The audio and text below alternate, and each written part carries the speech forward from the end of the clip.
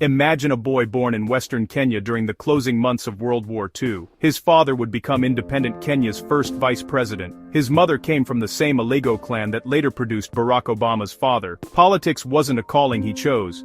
It was the family business. That boy was Raila Odinga, born on 7 January 1945 at the Church Missionary Society Hospital in Maseno, Kisumu district. Throughout his life he would be many things: mechanical engineer, businessman, opposition firebrand, prime minister, even continental candidate, yet he would never stop trying to reshape his homeland. This documentary traces Odinga's journey from the leafy compound of Jaramogi Oginga Odinga to the halls of the African Union and back. It follows his education in East Germany, his repeated detentions and relentless push for multi-party democracy, his years as prime minister in a power-sharing government, his continental aspirations, and, finally, his family life and legacy. By the end you should understand why, even in death, Kenyans call him Agwambo, the mystical one. Early life and education, from Maseno to Magdeburg. Raila's father, Jaramogi Oginga Odinga, served as Kenya's first vice president after independence, while his mother Mary Ajuma Odinga supported the family and instilled discipline. The young Raila attended Kisumu Union Primary School, and later, Miranda Primary and high schools. He always had a rebellious streak. A teacher at Miranda once told him, "If the school bell rings and you still have questions, save them for home." He would leave that school anyway. In 1962, at age 17, he left Kenya for East Germany. His father wanted him to experience life beyond the British-run education system and sent him to the Herder Institute at Leipzig University, where foreign students learn German. Raila spent 2 years mastering the language, then won a scholarship to the Technical College, Technische Hochschule, of Magdeburg. There he studied mechanical engineering and welding, earning a diploma, roughly equivalent to a master's degree, in 1970. While living behind the Iron Curtain, he could cross between East and West Berlin thanks to his Kenyan passport. He later recalled smuggling items like nylon stockings and transistor radios to friends stuck in the East.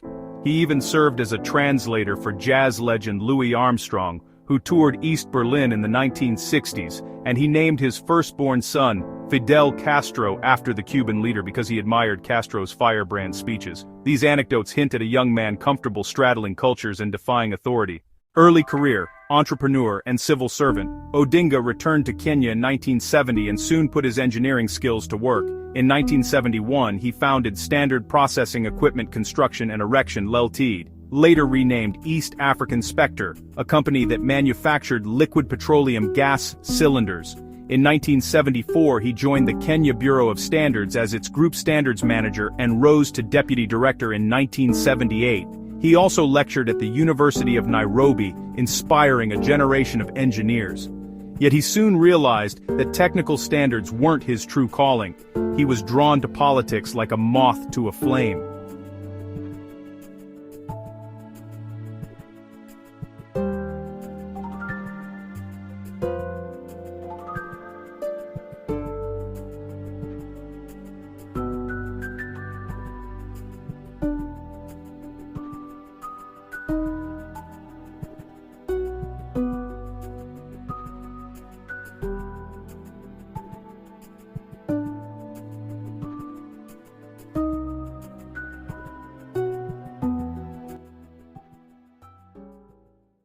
Detention and the birth of a dissident Kenya in the late 1970s and early 1980s was effectively a one-party state under President Daniel Arap Moi. Odinga allied himself with critics of this authoritarian system, including his father. In August 1982, elements of the Kenyan Air Force attempted a coup. The government accused Raila of involvement, though there was little evidence. He was arrested and detained for 6 years without trial, losing his job and seeing his business seized. During detention, he was shuttled between various prisons, and at one point went on a hunger strike after being denied medical care. Most painfully, he learned of his mother's death 2 months after she was buried. When he was released in February 1988, he was rearrested within months and again in July 1990. These imprisonments hardened his resolve to fight for multi-party democracy. In 1991, the government finally repealed Section 2A of the Constitution, legalizing opposition parties.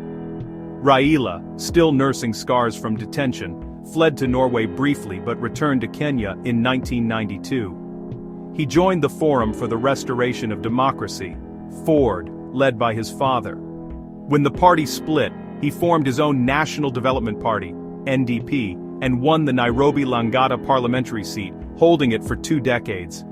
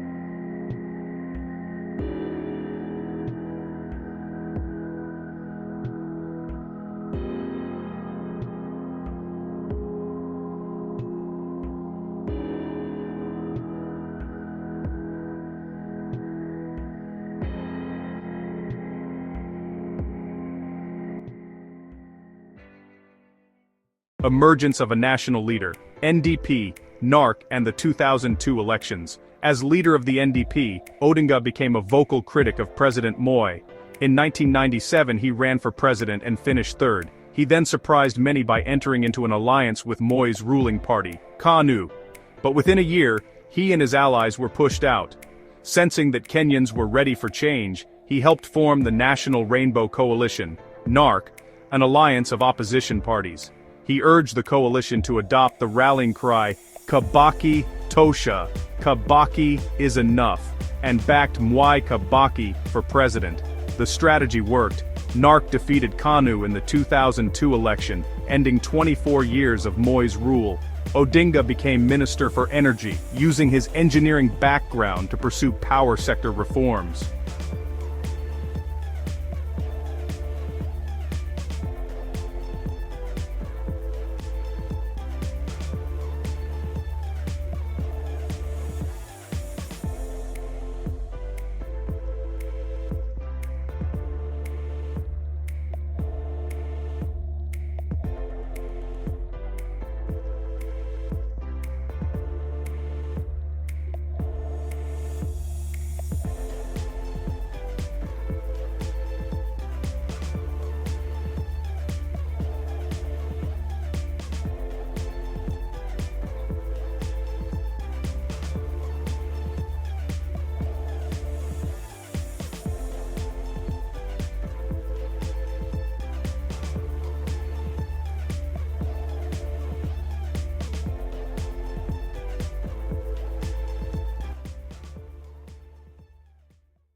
Yes versus no, the 2005 constitutional referendum and birth of ODM. The honeymoon between Kibaki and his allies was short-lived. In 2005, the government proposed a new constitution that many believed would strengthen presidential powers. Odinga led the no camp, which adopted an orange as its symbol. When voters rejected the draft, the Orange Movement mutated into the Orange Democratic Movement, ODM. Under his leadership, ODM became Kenya's largest opposition party. He would carry its orange flag in the next 3 presidential contests.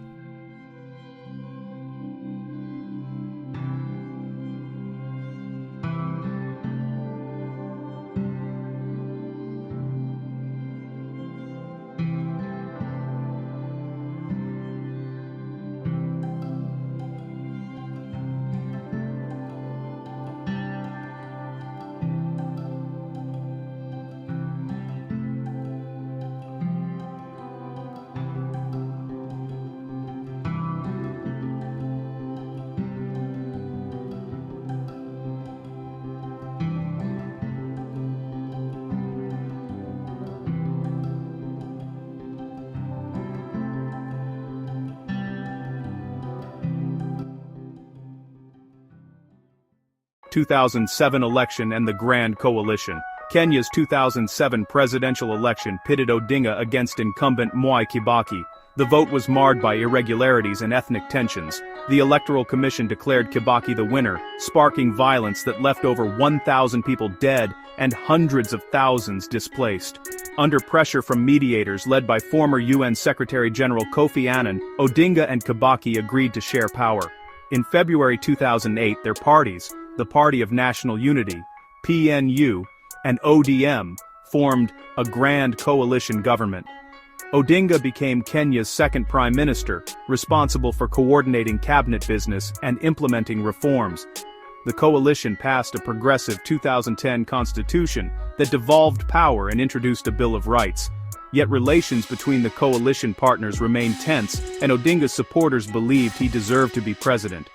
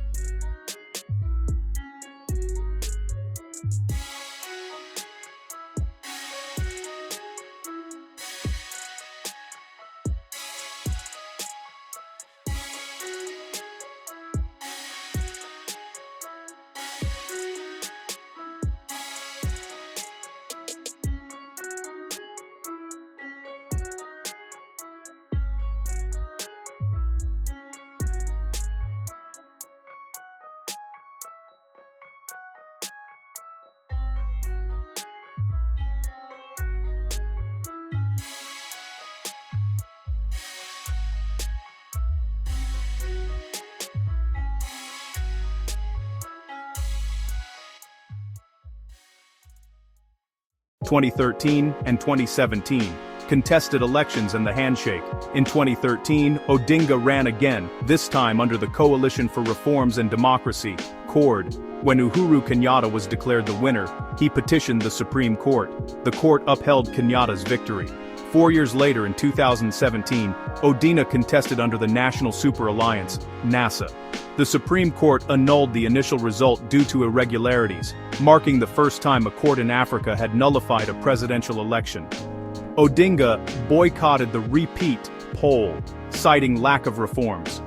The political crisis seemed endless until 9 March 2018, when Odinga and President Kenyatta shocked the nation by shaking hands on the steps of Harambee House. The handshake ended months of protests and opened a path for a joint agenda called the Building Bridges Initiative, BBI. Odinga later insisted he gained no personal reward from this truce. None of my people were appointed in Uhuru's government.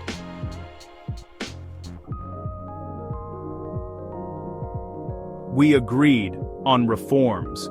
It was the courts that rejected the BBI. The handshake calmed the political temperature but also blunted opposition, drawing criticism from some supporters.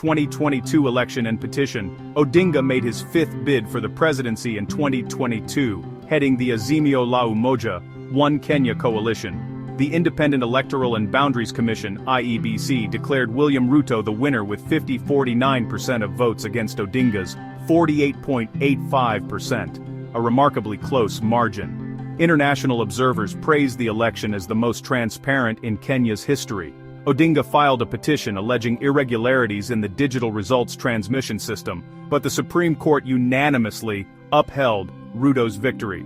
Although he disagreed with the verdict, he again urged his supporters to remain peaceful.